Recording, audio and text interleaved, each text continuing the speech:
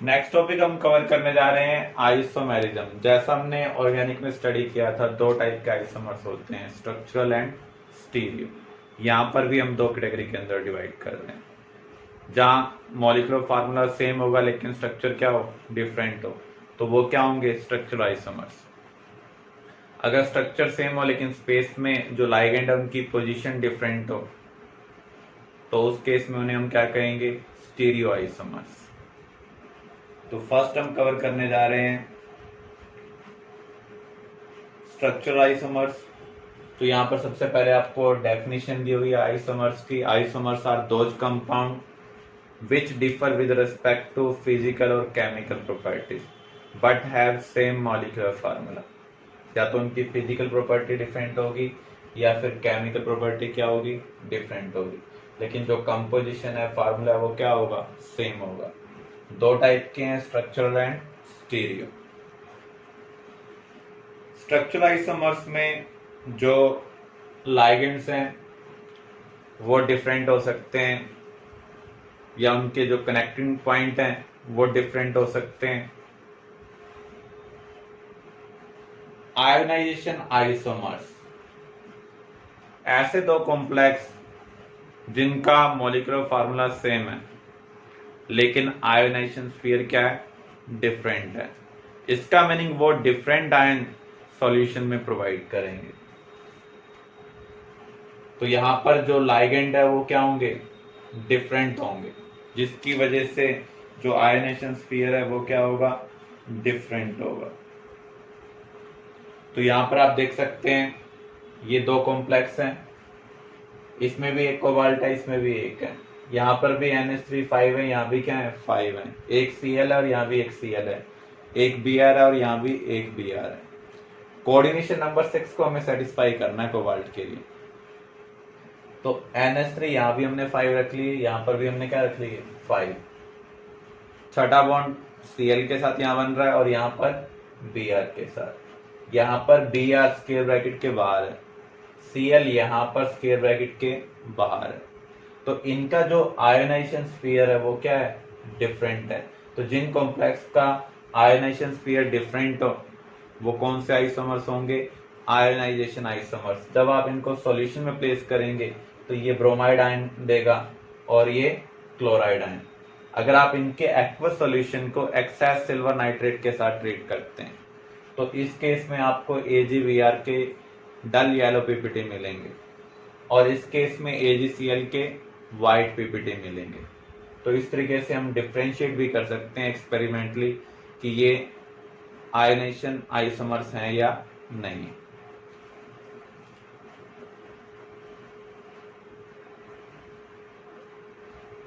तो यहाँ पर इसी चीज को एक्सप्लेन किया हुआ है, आप देख सकते हैं। इस रिएक्शन में हमने AgNO3 के साथ इसको ट्रीट किया तो आपको AgBr के पीपीटी मिल रहे हैं। इस केस में आपको AgCl के पीपीटी मिलेंगे, यहाँ पर एक्वस नहीं आएगा, सॉलिड होगा।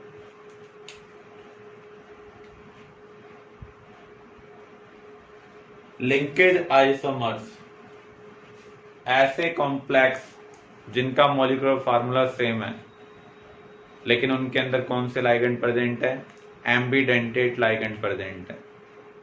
एक में नाइट्रोजन के थ्रू कनेक्शन है, दूसरे में अदर किसी एटम के थ्रू कनेक्शन है। जैसे CN लगा हुआ है तो एक में कनेक्शन नाइट्रोजन से हो जाएगा, दूसरे कॉम्प्लेक्स के अंदर C से कनेक्शन हो जाएगा।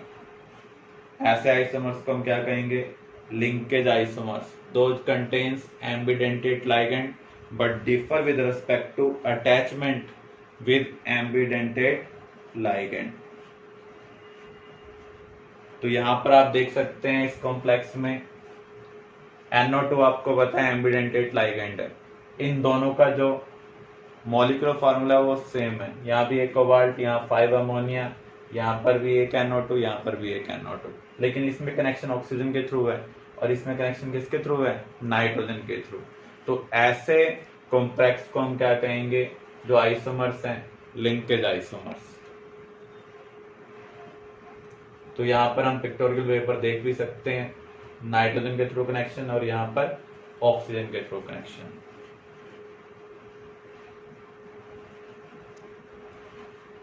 हाइड्रेट आइसोमर्स और सॉल्वेट आइसोमर्स। जो सॉल्वेंट हैं, अगर उनके पास लोन पेयर प्रेजेंट है किसी भी एटम के ऊपर, तो उस केस में वो भी लाइगेंड का काम कर सकते हैं। जैसे आपको पता है वाटर में ऑक्सीजन के पास क्या प्रेजेंट है, लोन पेयर, तो वो लाइगेंड का काम कर सकता है। ऐसे आइसोमर्स जो डिफर करते हैं with respect to number of solvent molecule as ligand. अगर वाटर सॉल्वेंट है तो उस आइसोमर्स को हम क्या कहेंगे, हाइड्रेट आइसोमरिज्म। अदरवाइज इसे हम क्या कहेंगे, सॉल्वेट आइसोमरिज्म।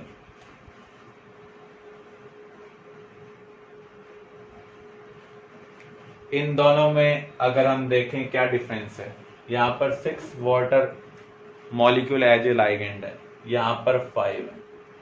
अब देखो क्रोमियम का कोऑर्डिनेशन नंबर क्या है, 6 है, तो एक Cl हमें अंदर लेकर जाना पड़ेगा, एक वाटर अंदर से बाहर। बाहर Cl कितने थे पहले, 3, अब एक अंदर चला गया है तो बाहर कितने रह जाएंगे, 2। जो आपने एक वाटर यहां से बाहर रिमूव किया उसको हम कैसे रिप्रेजेंट करेंगे, डॉट H2O। हम और भी लिख सकते हैं, Cr H2O4 Cl2। अब हम क्या लिखेंगे, Cl डॉट टू H2O, या फिर हम ये लिख लें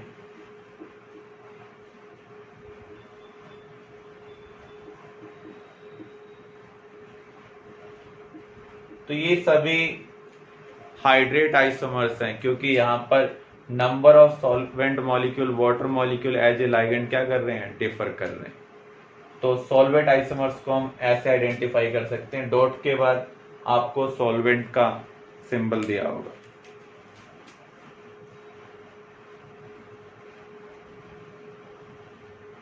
कोऑर्डिनेशन आइसोमर्स क्या होते हैं, ऐसे कॉम्प्लेक्स जिसमें दोनों पार्ट केटायन और अनायन कॉम्प्लेक्स हो, लेकिन किसके रेस्पेक्ट में डिफर करें, with respect to type of ligand. ऐसे कॉम्प्लेक्स जिसमें दोनों पार्ट क्या है, कॉम्प्लेक्स हैं, केटायनिक भी और अनायनिक भी, लेकिन वो किस रेस्पेक्ट में डिफर करें, टाइप ऑफ लाइगेंड। तो यहां पर आप देख सकते हैं इस कंपाउंड के अंदर दोनों पार्ट कॉम्प्लेक्स हैं, इसका हम आइसोमर ले रहे हैं, उसके अंदर भी दोनों पार्ट क्या है, कॉम्प्लेक्स हैं। यहां पर अगर आप चेक करें 6NH3 as a ligand present है, यहाँ पर 6CN as a ligand present है। अगर आप Cn को इधर शिफ्ट कर दें, NH3 को इधर शिफ्ट कर दें, तो यहाँ पर आप देख सकते हैं जब आप इन दोनों का कंपैरिजन करेंगे तो ये किसके रेस्पेक्ट में डिफर कर रहे हैं, टाइप ऑफ लाइगेंड। तो डेफिनेशन आप नोट कर सकते हैं, those isomers which contain cationic as well as anionic complex but differ with respect to type of ligand in these complex। तो ये कोऑर्डिनेशन आइसोमर्स है। नेक्स्ट है कोऑर्डिनेशन पोजीशन आइसोमर्स। जो बेस्ड कॉम्प्लेक्स होते हैं उनके अंदर हम इसका यूज कर सकते हैं। यहां पर आप देख सकते हैं ऑलमोस्ट सारा पैटर्न क्या है, सेम है, लेकिन ये किस रेस्पेक्ट में डिफर कर रहे हैं, with respect to type of ligand attached with central metal atom. अगर आप पहले केस में आप देखें, इस साइड 4NH3 लाइगेंड है, यहाँ पर 2NH3 और 2Cl। इस केस में अगर आप देखेंगे एक NH3 को हमने हटा दिया, उसकी जगह एक Cl इधर शिफ्ट कर दिया, जो NH3 यहां से हटा वो इधर शिफ्ट हो गया। तो यहां पर जो बेस्ड कॉम्प्लेक्स हैं उसमें सेंट्रल एटम के अराउंड जो लाइगेंड है वो डिफर करें, लेकिन मॉलिक्यूलर फार्मूला क्या हो, सेम हो। ऐसे आइसोमर्स को हम क्या कहेंगे, coordination position isomers. Coordination isomers में दोनों पार्ट कॉम्प्लेक्स थे, केटायनिक और अनायनिक, और वो लाइगेंड के रेस्पेक्ट में डिफर कर रहे थे। ऐसे आइसोमर्स को हम कोऑर्डिनेशन आइसोमर्स कह रहे थे। लेकिन जो कोऑर्डिनेशन पोजीशन आइसोमर्स हैं वो ब्रिज कॉम्प्लेक्स के अंदर यूज होंगे जहां पर पॉलीसेंट्रिक एटम है। तो यहां पर वो लाइगेंड के रेस्पेक्ट में अगर डिफर करते हैं तो ऐसे आइसोमर्स को हम क्या कहेंगे, coordination position isomers. Polymerization isomers, polymer का मीनिंग क्या है, फार्मूला एन टाइम्स होना। ऐसे कंपाउंड जिनका बैलेंसिंग रेशियो तो सेम हो लेकिन फार्मूला सेम ना हो, जैसे PTNH3 twice Cl2 and PTNH3 4 PTCl4। अगर आप ध्यान से यहां पर देखें जो स्टोइचोमेट्रिक रेशियो है वो क्या है, 1:2:2। यहां पर देखो 2 प्लेटिनम है, 4 अमोनिया है, 4 Cl है। जो रेशियो आ रहा है बैलेंसिंग का वो तो सेम आ रहा है, लेकिन जो फार्मूला है वो क्या हो रहा हो, n टाइम्स हो रहा हो। ऐसे आइसोमर्स को हम क्या कहेंगे, पॉलीमराइजेशन आइसोमर्स। एग्जैक्टली आप इनको आइसोमर नहीं कह सकते हैं क्योंकि इनका जो मॉलिक्यूलर फार्मूला वो सेम नहीं है, लेकिन पॉलीमर की फॉर्म में मल्टीपल टाइम्स है, इसलिए हम इनको क्या बोल रहे हैं, पॉलीमराइजेशन आइसोमर्स। तो ये 6 टाइप के स्ट्रक्चरल आइसोमर्स हैं। आयोनाइजेशन किसके रेस्पेक्ट में डिफर करते हैं, with respect to ionization sphere. दूसरा हमने कवर किया हाइड्रेट आइसोमर्स, वो नंबर ऑफ सॉल्वेंट मॉलिक्यूल के रेस्पेक्ट में डिफर करते हैं एज लाइगेंड। तीसरा हमने कवर किया लिंकेज आइसोमर्स, ऐसे कॉम्प्लेक्स के अंदर एम्बिडेंटेड लाइगेंड प्रेजेंट होंगे लेकिन वो डिफर करेंगे with respect to attachment. Fourth हमने कवर किया है कोऑर्डिनेशन आइसोमर्स, जिसमें दोनों पार्ट क्या हो, कॉम्प्लेक्स हो, लेकिन ऐसे आइसोमर्स किसके रिस्पेक्ट में डिफर कर रहे हैं, ligand present in complex part. Fifth हमने कवर किया कोऑर्डिनेशन पोजीशन आइसोमर्स, ये ब्रिज कॉम्प्लेक्स में यूज होगा। यहां पर भी सेंट्रल एटम के अराउंड जो लाइगेंड है उसके रिस्पेक्ट में ये डिफर करेंगे। पॉलीमराइजेशन में जो स्टोइचोमेट्रिक रेशियो होता है वो तो सेम होना चाहिए, लेकिन जो फार्मूला होना चाहिए वो क्या होना चाहिए, n टाइम्स होना चाहिए। Clear. Next topic we are going to start stereoisomers.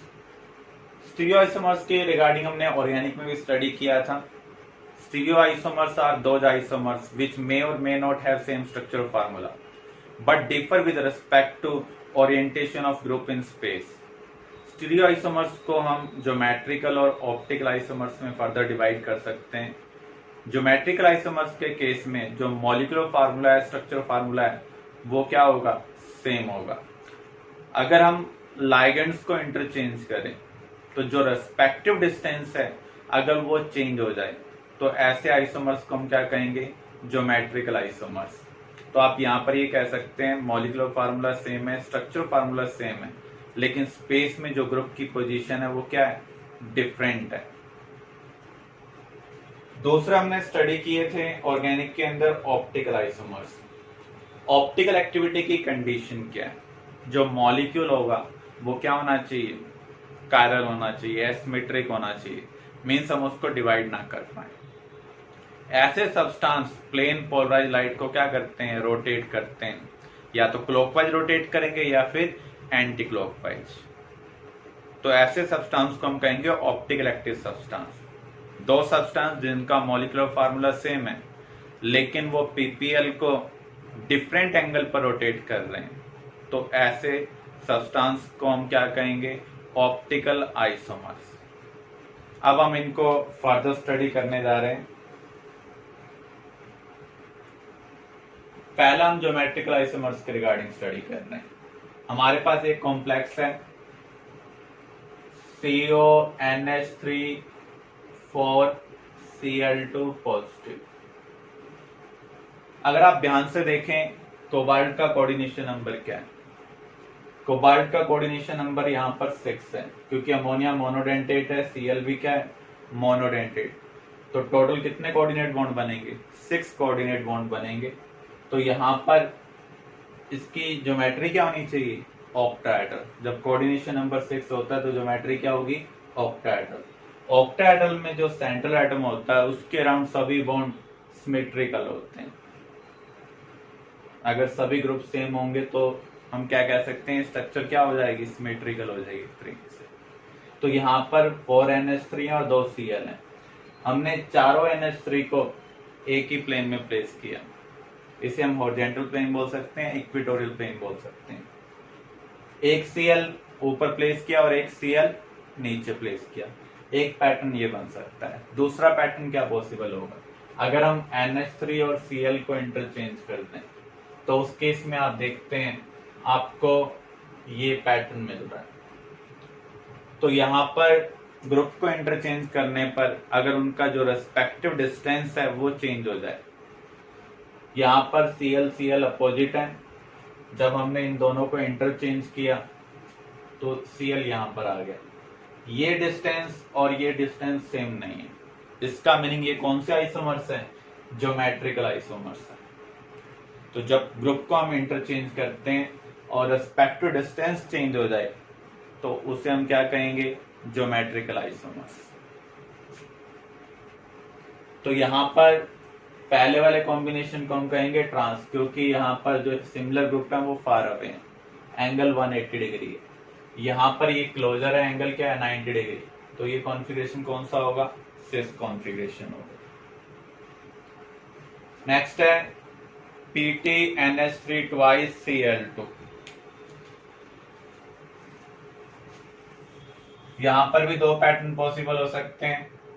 देखो ये स्केल प्लानर का केस है, तो 2 NH3 हमने एक साइड प्लेस कर लिए, 2 Cl एक साइड।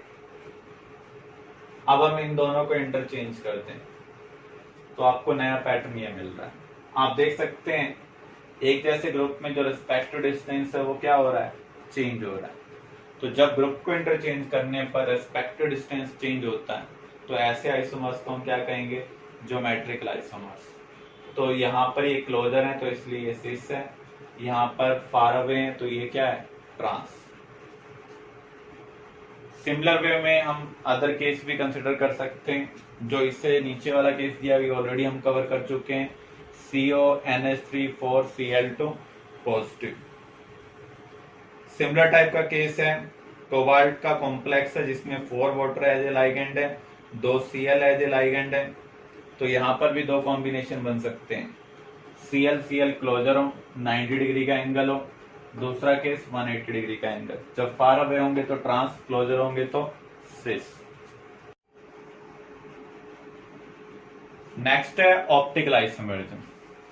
जो सब्सटेंस PPL को रोटेट करता है that is optical active substance. तो यहाँ पर जो अनपोलराइज्ड लाइट है, 3 डायमेंशनल लाइट है, उसको हम निकोल प्रिज्म की हेल्प से 2 डायमेंशनल लाइट में कन्वर्ट करेंगे। या तो हम उसका इलेक्ट्रिक फील्ड कंपोनेंट कैंसिल कर देंगे या फिर मैग्नेटिक फील्ड कंपोनेंट। अब जो PPL है उसको हम सब्सटेंस सॉल्यूशन में से पास करेंगे। अगर ये लाइट को रोटेट करता है तो हम यहाँ पर लाइट को बिना एंगल चेंज के रिसीव नहीं कर पाएंगे। अगर हमें लाइट को रिसीव करना है या तो हमें निकोल प्रिज्म को राइट साइड रोटेट करना पड़ेगा या फिर लेफ्ट साइड। जिस भी एंगल पर हमें रोटेट करना पड़ रहा है, अगर वो प्लस है तो वो डेक्स्ट्रो रोटेटरी है, माइनस है तो लीवो रोटेटरी है। दो सब्सटेंस जिनका मॉलिक्यूलर फार्मूला सेम है, स्ट्रक्चरल फार्मूला सेम है, लेकिन लाइट को डिफरेंट एंगल पर रोटेट कर रहे हैं, चाहे वो दोनों डेक्स्ट्रो क्यों ना हो, या एक डेक्स्ट्रो और एक लीवो। तो ऐसे सब्सटेंस को हम क्या कहेंगे, ऑप्टिकल आइसोमर्स। और फिनोमेनन को हम क्या कहेंगे, ऑप्टिकल आइसोमेरिज्म। ऑप्टिकल एक्टिविटी की कंडीशन हमने कवर की थी, मॉलिक्यूल का कायरल होना कंपल्सरी है। कायरल का मीनिंग क्या होता है, राइट हैंडनेस। अगर आप मिरर के सामने राइट हैंड लाएंगे तो जो उसकी मिरर इमेज बन रही है वो लेफ्ट हैंड जैसी है। तो यहाँ पर हम इसको एग्जैक्टली इसके ऊपर सुपर इम्पोज नहीं कर सकते। तो इसलिए जिसकी भी mirror image non super imposable होगी, उससे हम क्या कहेंगे, वो क्या शो कर सकता है, ऑप्टिकल एक्टिविटी शो कर सकता है। ऐसे सब्सटेंस के अंदर कोई भी सिमेट्रिक एलिमेंट प्रेजेंट नहीं होता, ना ही प्लेन ऑफ सिमेट्री प्रेजेंट होती है, ना ही सेंटर ऑफ सिमेट्री प्रेजेंट होती है। अगर plane of symmetry, centre of symmetry present ना हो तो सब्सटेंस क्या होगा, ऑप्टिकल एक्टिव होगा।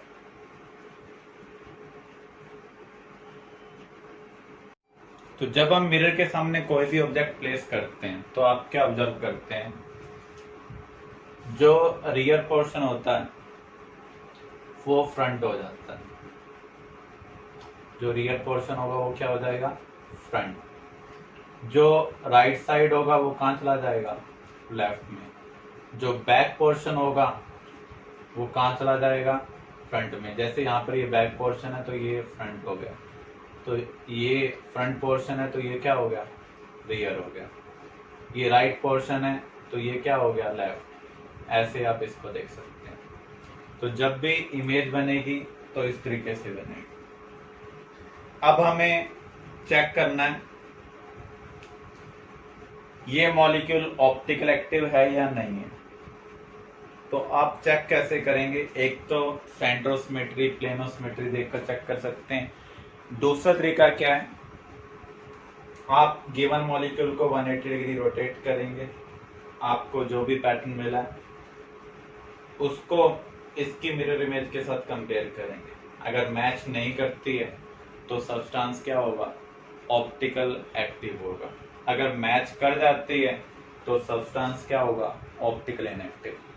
जो सिस वाले कॉम्बिनेशन है उस केस में हम क्या ऑब्जर्व कर रहे हैं, ये मैच नहीं कर रहे, इसलिए ये ऑप्टिकल एक्टिव है। लेकिन ट्रांस वाले केस में ये मैच कर पा रहे हैं तो ये क्या होगा, ऑप्टिकल इनएक्टिव। तो इस तरीके से भी हम आइडेंटिफाई कर सकते हैं given molecule optical isomerism show कर सकता है या नहीं कर सकता।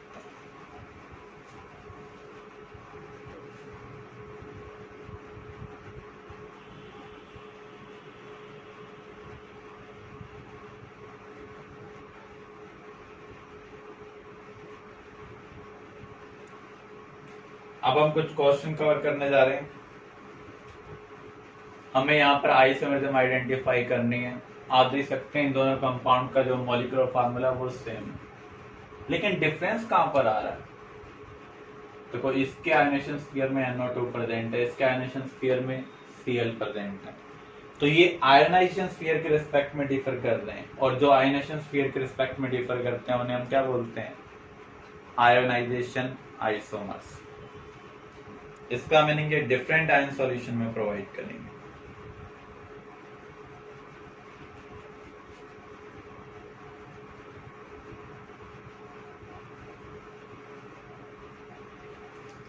अब हम ज्योमेट्रिकल आइसोमरिज्म को थोड़ा सा डिटेल में कवर करने जा रहे हैं। जैसे कोऑर्डिनेशन नंबर 4 है, तो यहां पर कौन कौन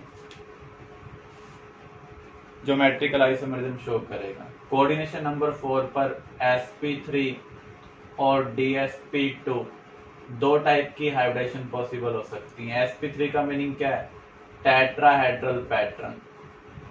dsp2 का मीनिंग क्या है, स्क्वायर प्लानर। जो टेट्राहेड्रल है वो ज्योमेट्रिकल आइसोमरिज्म शो नहीं करता, क्योंकि सभी ग्रुप इक्विडिस्टेंट होते हैं। अगर आप उनको इंटरचेंज करेंगे तो रेस्पेक्टिव जो पोजीशन है उसमें कोई भी डिफरेंस नहीं आएगा।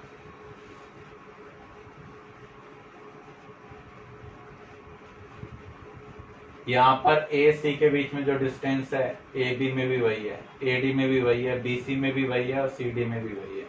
अगर आप ए और सी को इंटरचेंज कर लेंगे अभी भी ए और बी में वही डिस्टेंस रहेगा, क्योंकि इसके अराउंड ये क्या है, सिमेट्रिकल है विद रिस्पेक्ट टू डिस्टेंस। तो square planar complex geometrical isomerism show कर सकते हैं, लेकिन जो टेट्राहेड्रल कॉम्प्लेक्स हैं वो ज्योमेट्रिकल आइसोमरिज्म शो नहीं करेंगे।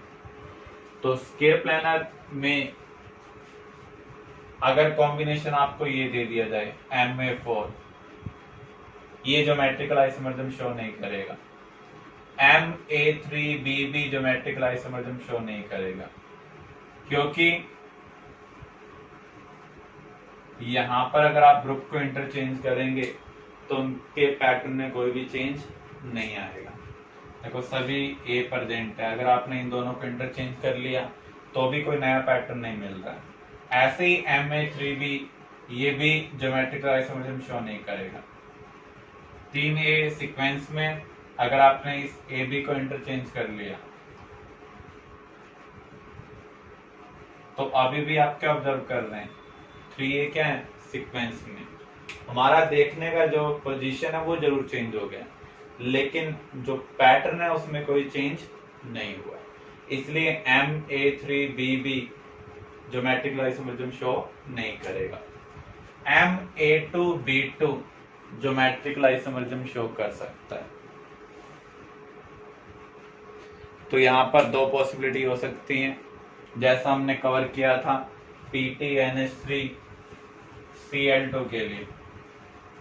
यहाँ पर PT है, ये दोनों NH3 मान लें, ये दोनों Cl, तो यहाँ पर ये फार अवे है, तो ये कौन सा पैटर्न हुआ, ट्रांस। यहाँ पर एक जैसे ग्रुप क्लोजर है, तो ये कौन सा पैटर्न है, सिस। तो जब हम ग्रुप को इंटरचेंज करते हैं, रेस्पेक्टिव डिस्टेंस चेंज हो जाए, तो उस केस में वो ज्योमेट्रिकल आइसोमर्स होंगे।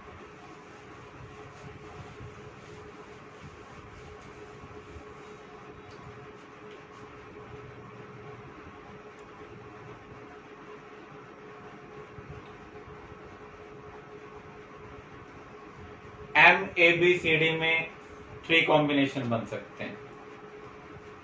जरूरी नहीं कि हम यहाँ पर सिर्फ ट्रांस के बेस पर ही डिस्क्राइब करें। हमने क्या किया, यहाँ पर ABCD को अरेंज किया, फिर हमने यहाँ पर पोजीशन को इंटरचेंज किया।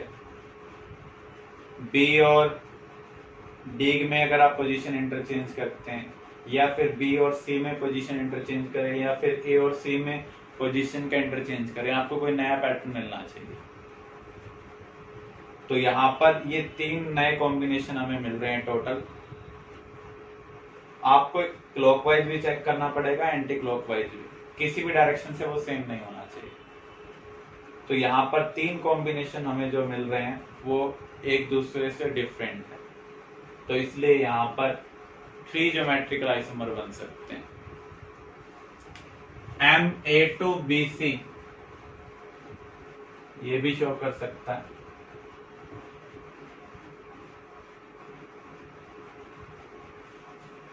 एक पैटर्न ये पॉसिबल होगा, दूसरा ये होगा। जो अलग अलग ग्रुप हैं, क्लोजर है तो सिस, फार अवे है तो ट्रांस। तो जो स्केयर प्लानर कॉम्प्लेक्स हैं वो तो ज्योमेट्रिकल आइसोमरिज्म शो करेंगे, लेकिन जो टेट्राहेड्रल कॉम्प्लेक्स हैं वो ज्योमेट्रिकल आइसोमरिज्म शो नहीं करेंगे।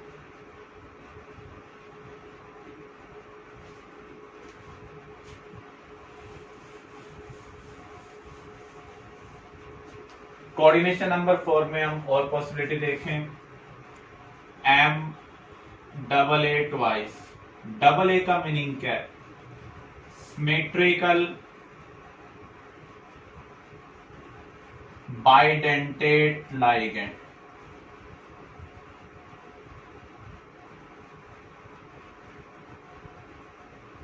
यहां पर हमें चेक करना है ये ज्योमेट्रिकल आइसोमरिज्म शो कर सकता है या नहीं कर सकता। जैसे EN सिमेट्रिकल बाइडेंटेट लाइगेंड है,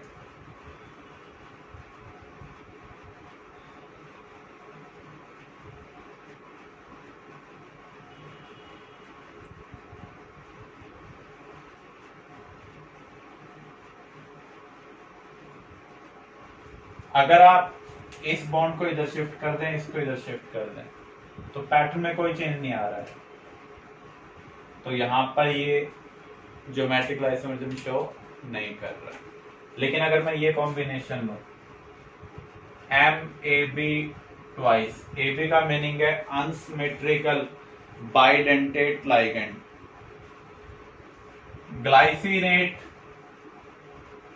एक अनसिमेट्रिकल बाइडेंटेट लाइगेंड है, NH2CH2CO नेगेटिव।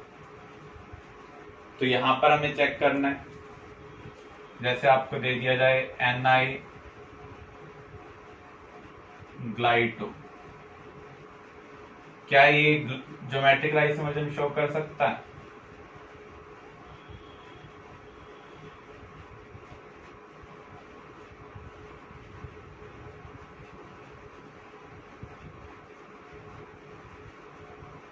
एक पैटर्न तो ये पॉसिबल हो सकता है,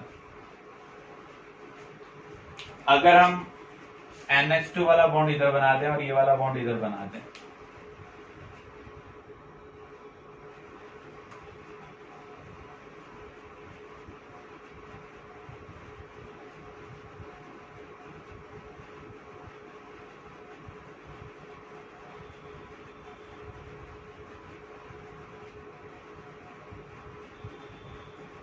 तो आप देख रहे हैं यहां पर NH2 सेम साइड है, तो ये कौन सा हुआ?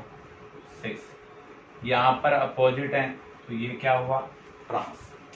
अगर अनसिमेट्रिकल बाइडेंटेड लाइगेंड प्रेजेंट हो तब GI यहां पर पॉसिबल है। क्लियर?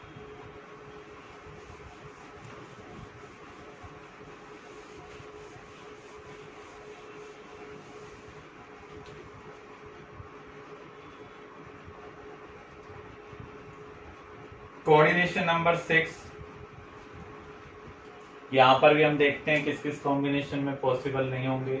MA6 में पॉसिबल नहीं होंगे, MA5B में भी पॉसिबल नहीं होगा।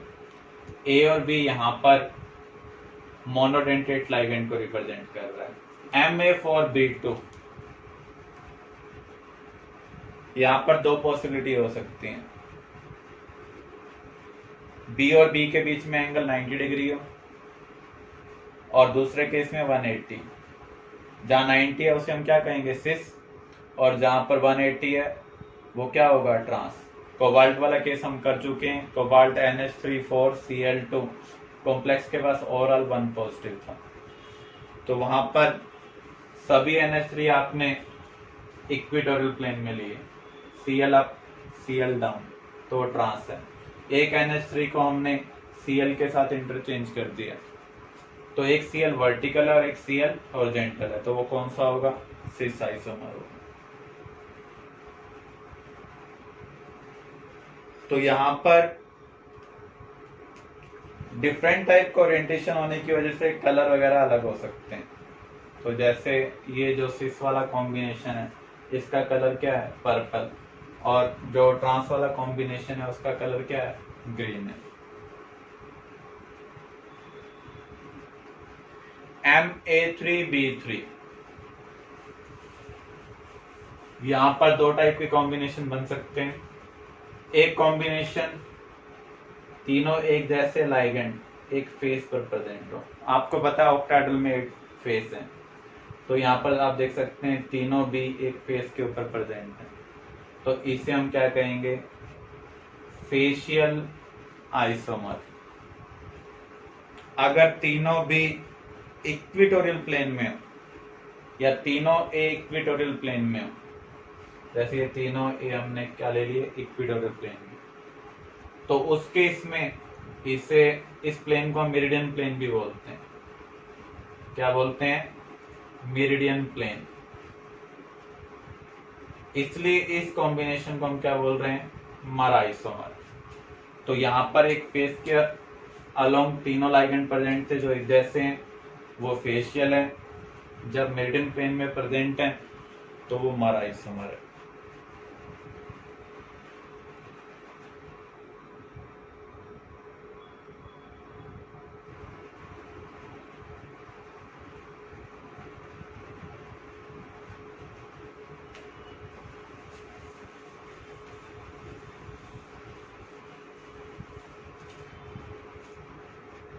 जो प्लैटिनम +2 कंपाउंड है वो स्केयर प्लानर कॉम्प्लेक्स बनाते हैं, जबकि प्लैटिनम +4 ऑक्टाहेड्रल कॉम्प्लेक्स।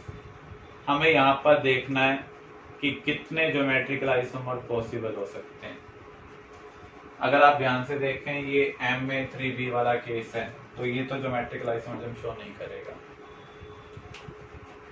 यहाँ पर अगर हम देखें ऑक्टाइडल कॉम्प्लेक्स है, लेकिन कॉम्बिनेशन कौन सा बन रहा है, Ma5B या AB5 कह दें, तो इस केस में भी कोई नया पैटर्न नहीं बनेगा, क्योंकि ग्रुप को इंटरचेंज करने पर नया पैटर्न बनना चाहिए। ऑक्टाइडल एक सिमेट्रिकल पैटर्न है, एक NH3 को आप कहीं पर रख लें, उसके अराउंड 5 Cl हमेशा सेम अरेंजमेंट में प्रेजेंट होंगे। NH3 की पोजीशन आप कुछ भी रखें। यहाँ पर अगर हम देखें तो ये Ma2BC टाइप का केस है, तो यहाँ पर सिस भी बन सकता है और ट्रांस भी।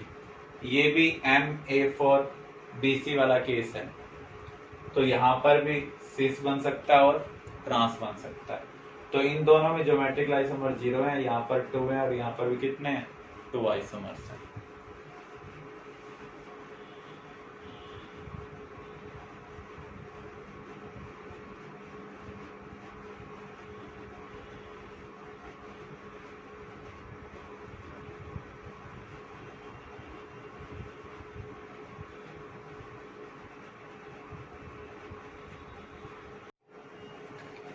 नेक्स्ट केस, जब सभी मोनोडेंटेट लाइगेंड डिफरेंट हो, ABCDEF सभी मोनोडेंटेट लाइगेंड और डिफरेंट है, तो यहां पर हम कैसे आइडेंटिफाई करेंगे कितने ज्योमेट्रिक आइसोमर बन सकते हैं।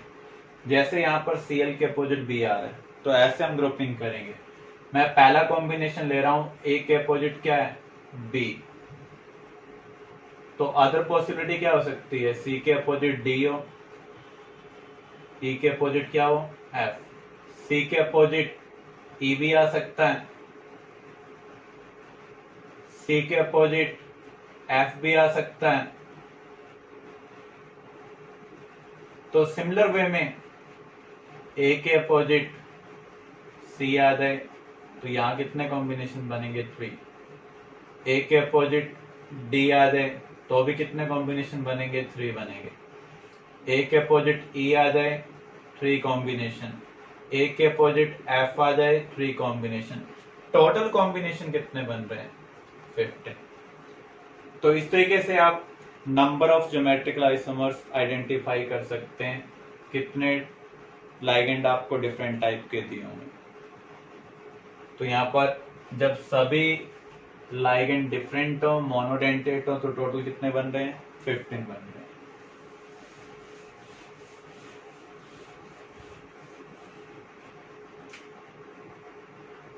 M AA twice B2, double A का मीनिंग क्या है, सिमेट्रिकल बाइडेंटेड लाइगेंड। तो यहां पर दो पॉसिबिलिटी हो सकती हैं, जो बाइडेंटेड लाइगेंड है वो सेम प्लेन में प्रेजेंट हो।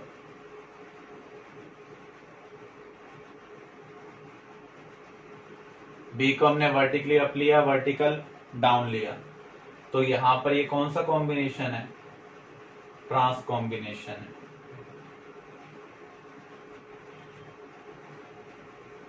एक पॉसिबिलिटी, एक जो बाइडेंटेड लाइगेंड है उसके दोनों बॉन्ड इक्विटोरियल हों, जबकि अदर के एक बॉन्ड इक्विटोरियल में और दूसरा बॉन्ड हॉरिजॉन्टल में। तो यहां पर एक जैसे ग्रुप पास में आ चुके हैं, तो ये कॉम्बिनेशन कौन सा होगा, सिस कॉम्बिनेशन होगा।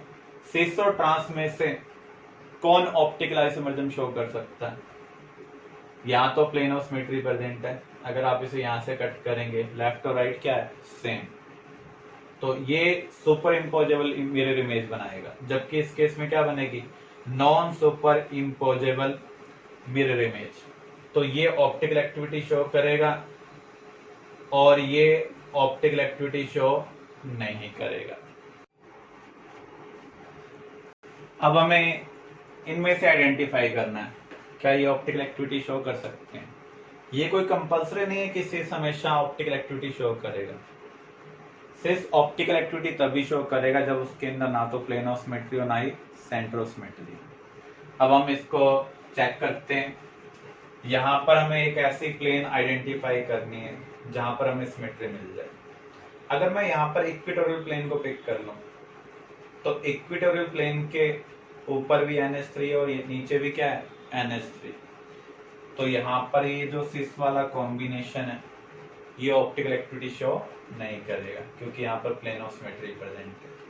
अब हम इसमें भी चेक कर लें क्या प्लेन ऑफ सिमेट्री प्रेजेंट है। अगर मैं इसको इक्वेटोरियली कट करता हूं तो प्लेन ऑफ सिमेट्री नहीं है, लेकिन अगर मैं इसको वर्टिकली कट करूं इंक्लाइन कर जिस प्लेन में ये NH3Cl NH3Br आ जाए, तो ये देखो ये टुवर्ड्स ऑब्जर्वर है और ये क्या है, अवे फ्रॉम ऑब्जर्वर है। देखो यहाँ पर मैंने इस Cl को, इस NH3 को, इस NH3 को, ये वाली प्लेन ली हुई है इंक्लाइंड होती हुई, जिसमें Cl और Br दोनों आ रहे हैं। तो आप देख रहे हैं इस प्लेन के फ्रंट में भी NH3 आ रहा है और बैक में भी क्या आ रहा है, NH3। इसका मीनिंग ये ऑप्टिकल एक्टिविटी शो नहीं कर सकता। यहाँ पर प्लेन ऑफ सिमेट्री प्रेजेंट।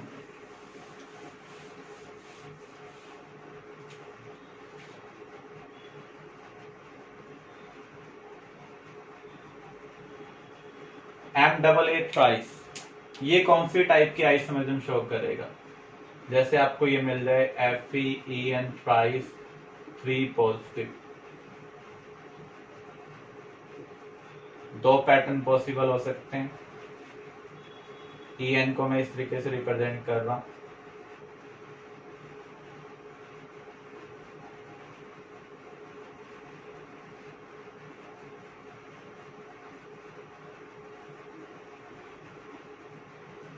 इसे मैं ट्रांस या सिस नहीं बोल सकता हूं क्योंकि ये जो इधर वाला बॉन्ड है, इधर वाला जो बॉन्ड है वो क्या है, सेम है, क्योंकि En सिमेट्रिकल बाइडेंटेट लाइगेंड है।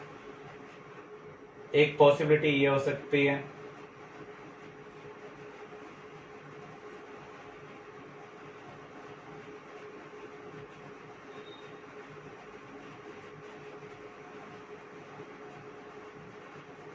इस En ने दोनों बॉन्ड अपने वर्टिकली बनाए हैं, एक वर्टिकली अप और एक वर्टिकली डाउन। तो यहां पर इसमें तो सिमेट्री प्रेजेंट है, तो ये ऑप्टिकल एक्टिविटी शो नहीं करेगा, ऑप्टिकली इनएक्टिव है ये ऑप्टिकल एक्टिविटी शो कर सकता है क्योंकि यहाँ पर कोई सिमेट्री नहीं है। कैसे नहीं है, देखो ये दोनों बॉन्ड तो इक्वेटोरियल प्लेन में, ये इक्वेटोरियल प्लेन में और ये वर्टिकली डाउन प्रेजेंट है, ये वर्टिकली अप प्रेजेंट है, ये इक्वेटोरियल में। आप इसको किसी भी तरीके से इक्वली डिवाइड नहीं कर सकते हैं। इसका मीनिंग यहाँ पर प्लेन ऑफ सिमेट्री प्रेजेंट नहीं है, तो ये क्या होगा, ऑप्टिकल एक्टिव होगा और ये ऑप्टिकल एक्टिविटी शो नहीं करेगा। क्लियर।